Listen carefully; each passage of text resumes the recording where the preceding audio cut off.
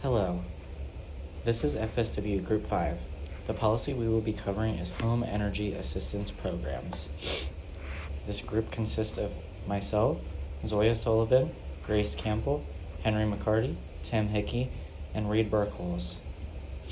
So first off, what is H.E.A.P? Titled as the Home Energy Assistance Act of 1980, the main aim of this program is to give grants to states to allow assistance to individuals in lower-income households to be able to pay their home energy bills. This act came into fruition due to Congress's notice of rising home energy costs, with expectations for drastic increases in the near future being projected. The Home Energy Assistance Program, when created, was aimed towards families of fixed income, lower income, as well as lower middle income households, due to the increasing cost of home energy bills. When H.E.A.P was created, Congress believed that requisite heating was an essential part of basic human life, and that a lack thereof could jeopardize human life, especially children. At the time, Congress addressed the fact that assistance in receiving adequate household heating deficient from any state or federal branch that existed when H.E.A.P was created. Since its creation in 1980, the Home Energy Assistance Program has evolved to what it is today. Now, the focus has opened up to include cooling assistance and changing focus based on the climate of the area. The NASW Code of Ethics emphasizes service, social justice, and supports vulnerable populations. H.E.A.P aligns with these values by providing essential energy assistance to low-income families, reducing financial hardship, and ensuring fair access to resources. This program helps unfold human dignity and supports ethical social practices. However, there are ethical concerns to consider. Access barriers like language difficulties, technology limitations, and complex application processes may prevent some individuals from receiving aid. Strict requirements can create service gaps, leaving some without assistance. Additionally, limited funding may force difficult decisions about who receives aid and when. To maintain ethical integrity, social workers must advocate for fair policies, increased accessibility, and adequate funding to ensure that H.E.A.P serves those who need it the most. Now, we would love to talk about questions that would spark meaningful conversations about H.E.A.P. Our first question talks about programs like H.E.A.P are designed to help low-income families afford energy costs, but many people who qualify don't know about the program. What are some things that might prevent families from accessing H.E.A.P, and how can we break down those barriers? Our second question talks about what role do you think energy companies should play in addressing energy insecurity among low-income households? Our third ties into the second, and it says, should energy companies be required to offer assistance programs? Differing perspectives. The program's effectiveness is limited and its benefits are not clearly targeted or substantial enough to warrant significant expansion, which is a quote from one of the articles cited.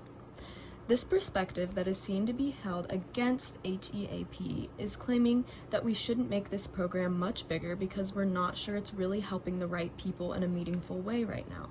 It would be needed to figure out if it's working well and making a real difference before investing a lot more in it.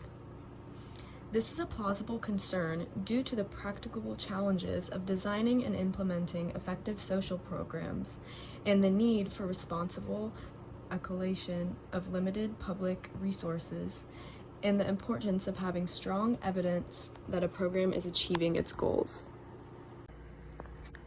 Why is it important to understand a different perspective on a program? Integrating varied perspectives during program implementation is crucial for effective governance. Diverse viewpoints expose blind spots, enriching a program's meaningfulness and ensuring a more comprehensive understanding of its impacts. This inclusive approach moves beyond limited viewpoints, fostering a richer assessment of strengths and weaknesses.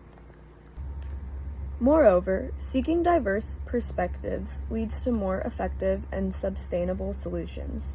It cultivates innovation and creativity by incorporating unique problem-solving approaches and practical insights. This collaboration refines strategies, making programs more successful, resilient, and adaptable. Ultimately, diverse perspectives are key to a comprehensive understanding, driving impactful and efficient program outcome. As an extension for the differing perspectives, we go to slide 13, which is critiquing HEAP, limitations and unintended consequences, a look at the challenges of the Home Energy Assistance Program, HEAP. These notes were taken, or these points were taken from the Children's Health Watch article, which is a peer-reviewed article. So yeah, these are what stood out to me the most. So yeah, does HEAP solve energy insecurity? So a couple of the points that they mentioned were insufficient support. Many families still face energy insecurity despite receiving HEAP benefits, meaning either they still can't find relative support or they still can't find enough reliable energy. And limited funding means not all eligible households receive assistance because HEAP is not a big program. Bureaucratic difficulties. It's a complex application process that delays relief for those in need, especially in times of need with energy, because of a complex application process. It doesn't get through in time. One-time or seasonal assistance does not solve long-term energy burdens, meaning HEAP does only, or if HEAP only aids for a couple seasons or a limited amount of time, it doesn't solve the general problem of the families needing energy 24/7. Kind of goes into short-term fix. HEAP pays the bills, but does not address root causes like energy inefficient housing. And then investment in weatherization programs and energy efficiency could provide better long-term relief.